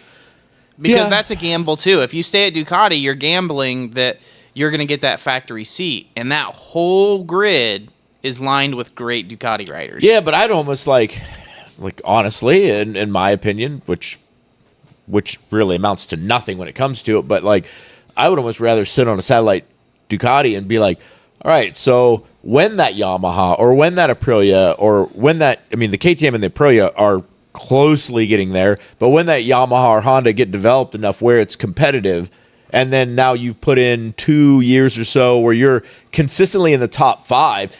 He was in the fight for the championship at one point, semi, but and then have that appeal for Honda or Yamaha to grab him up when the bike is a potential championship bike, and then go to it versus it's shit now, and then maybe you waste 2 years and being at the back of the grid, and after 2 years the bike gets developed, and then they pick up a rider that's doing really well. Yeah, it's always going to be a gamble, right? Because if you do it your way, for example, say that you did put 3 more years in on a Ducati and the Honda was getting developed, and now the Honda's a good bike, maybe Honda doesn't want you. Maybe they want the guy that developed the bike, right? Yeah.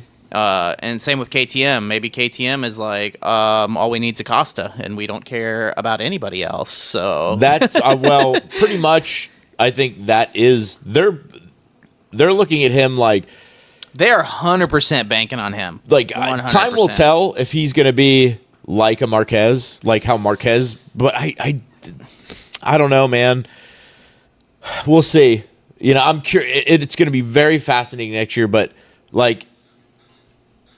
even if he does okay, if he doesn't do, to be quite honest, if he doesn't do what Marquez did in his first year, it's going to be a disappointment for everyone because I feel like they have the feeling that that's what it's going to be. Well, there's no way he's going to do what Mark did. That's what they're. I'm not. I feel like I'm not a fortune teller, so I can't say for sure, but I would say 99%. There's no way that because Mark won the championship. I understand that. So how is he going to win the championship? I'm not saying there's a chance. If he got 3rd place every race and everybody else kept wrecking or getting hurt or something, then he could pull a mirror and squeak out with it. I 1,000%, 5,000, 10 million% agree with you that I don't think it's going to happen. I'm just saying that I think KTM, gas, whatever you want to call it, think that that's what it's going to be. They think that much of him. That they were well, we'll get rid of whoever the fuck we need to. Whoever you are, there's going to be an open seat because this dude is going to be what Marquez was. Like, that's what they think. Now, I personally think that, like, just from watching him in Moto 2, like, watching Moto 3, how he dominated very well, and, like, even his first series in Moto 2, like, there was some times you're like, God damn, man, like, this guy is pretty epic. But this year, I don't know, he won the championship, obviously, but there was just that little bit of spark was kind of gone.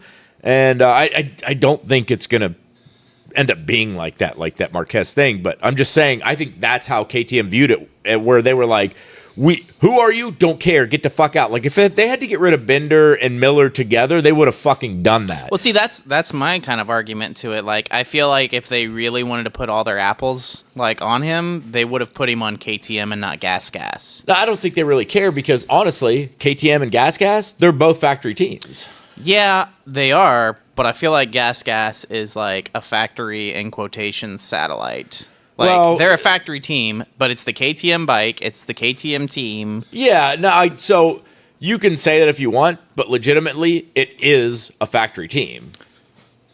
It is. It is. But yes, you're 1,000% right. Again, it is like a satellite team, but in all respects, on paper or whatever you want to call it, it is a factory team, and with you're going to get paid factory money, etc. I think their plan is to run Acosta this year and learn him and see what he does, and then him and Jack are switching next year. Yeah, no, I would agree. I think Jack's like, it sucks, man, because I love Jack, and it just seems like he can't. He made the fucking march all the way up to factory Ducati, the best bike there was, and now it's like KTM's not bad, but it's slowly just doop doop doop. He's going back down. He's gonna be on a fucking. I mean, who knows? He may not be on a KTM gas next year. He might be on a fucking satellite team. Yeah, I don't know. I mean, he's definitely good enough to stay on the team. I mean, but like, I don't understand. He just can't finish a season or finish a weekend or whatever. I mean, he's just like I'm not a MotoGP rider, so I cannot like explain why he can't, but he cannot finish a race. Yeah, I mean, you just put him and Vinales on a fucking team, and you got something. I love how Vinales was fastest in testing again. Oh, bro. Yeah, I mean, he is, right? He's like, if it doesn't count, he's the shit. He's good. Yeah, he's so good. Is there a camera on me, but this means nothing? Yeah. Yeah, I'll do good. Especially, it was hilarious when Acosta was out there. And he fucking put a couple moves on Acosta, like, yeah, welcome GP. And if I was Acosta, I'd be like, yeah, I'm probably still going to finish ahead of you in a race. Like, but it was kind of funny seeing that because Vinales was legit like 2.5 seconds faster than him. It's ridiculous. Like, he was way faster. And Acosta was probably like, damn, these guys are fast. It would be so shitty to me. Like, obviously, nowhere near that level. But, like, when I race in my races, like, my practice laps are fucking shit. And I get to a race, it's like I can put it out there. And to like, if I could do like ridiculous lap times in practice and then go out and race and I just can't put it together, I'd be like, what the fuck? Because having that now where like I'm always faster in a race, way faster. And to be complete opposite would just be mind-boggling to me. Like, it's just like he can go throw down on qualifying and everything, and then just get out there and just shit like, how does that happen? I don't understand. Well, the bike's completely different, right? Like in qualifying, you can run the super soft, and you can run but it's can run this much fuel. It's all the time though, and you don't have to launch. You can run this much fuel, and you don't have to launch. Yeah, that's true. Yeah. So like, it's a different bike. That's kind of the way it seems too, right? Like when the fuel load goes down and he's done launching the bike, there's 10 laps in, he starts to figure it out and he starts to speed up. I don't know. Not always. Usually. Yeah, more often than not. I mean, that was the case like Vinales 2 years ago, but now it's, man, he's just, and like I said, it sucks everywhere. And I just think it's so funny because almost every race, every Sunday race, you can guarantee that within half a lap or maybe the first 2 corners, the announcers go, oh, God, and Vinales has really made a fucking shit show of that. Like he's going backwards like that. You can hear Vinales is going backwards within 3 laps. Like he's lost 5 places. It's legitimately every race that's said, and it's like Jack. Same thing with Jack. Yeah. Like Jack's like, oh, he's leading the race. He's 12th. Yeah. Or he crashed. Yeah. Bender, man, he's like, but they're the personalities. Bender's the opposite, man. Bender just keeps getting better and better and better. The tires wear, the laps count down. Bender gets faster. He's just got to figure out how to like not destroy tires the first half of the race. I think this season has been like his best season. Like he's just getting better and better and better. Yeah. But I mean, dude, if he could keep a tire under him, yeah, bro, yeah, because he's also like this the whole time, Yeah, but I mean, if he could keep a tire under him, where for the last 3 laps, he could win so many races because most of the shit time it's lost is he's like the tire's gone. Yeah, that's kind of like there's a lot of them like that. Like Zarco was like that too. Zarco would usually have really good late pace. Oh, Zarco has extremely good late pace. Yeah, like he just like runs around in tenths. Digi. Yeah, Digi's got the fucking late pace now too. So, but yeah, it's God bless him. I'm with you. I really am like pulling for Digi next year. Like, I just think it's awesome that he like stuck to his guns and he gambled it all. And then he went out and proved to Rossi, because Rossi's there watching. Yeah, they said, and they asked him, they're like, bro, we're not interested in a rider like that. Yeah. And, well, looks like you fucking are. Looks like you are. A guy that can win races you're interested in. Yeah. So good. The team was probably like, I don't know. And Rossi was like, have you guys ever raced? Oh, okay. Well, I have, and I know what that takes, so we're going to take him. Yeah, he definitely proved his worth, and good for him, man. That's awesome. How good would that feel, too, to know that, like, you impressed Rossi to get on his team? Like, that's got to be, like, you won the championship, basically. Yeah, I mean, well, I think for him, it's like, you talk about weeks ago, it's like, okay, you lost your job, nobody wants you, and now he's like, fucking vindicated, bro. Look at this. I won a fucking GP. It took Zarco how long to do one? Oh, God bless. At least he won. Yeah. At least he won before he went to Honda. Because if he had went to LCR, like, sorry, bro, you're never winning a race in GP ever.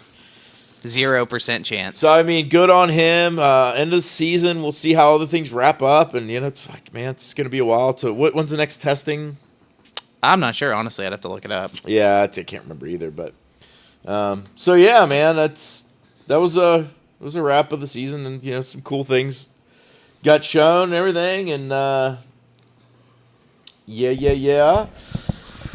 That's all I pretty much got, man. Everybody decided that they were like, we don't want to listen to you talk about motorcycle racing anymore. So that's how it goes. Everybody leaves after we start talking about like MotoGP.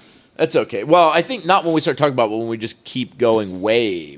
Oh yeah. But yeah, we'll. Next week, we'll get into. I'm going to talk about what Jake kind of went into his stuff. I'm going to go into mine. Maybe we'll keep people's attention a little bit more and kind of go from there. And hopefully, I'll have some big updates on my oven by then, and you'll have your ceiling up by then. Oof. Yeah. Oof. So. But, yeah, that's all I got. And if you ain't got nothing else, then... I think we're basically just saying goodbye to Matt. Are you on your... Because then if it is, then we don't have anybody. But, yeah, so, Matt, thanks for hanging in there. It says Matt is watching with me, so there's one person. Thank you, Matt. Yeah, we appreciate it. Thank you for sticking it out. Matt, he's like, he's always saying, it's like you guys are just in the garage with me, hanging out. I'm like, hell yeah. I'm right beside you, Matt. All right, guys. All right, Matt. Thanks for hanging in there, buddy. And he said, no problem. We'll talk to you next time, and thanks for joining us, and we're going to be out here. So. See ya.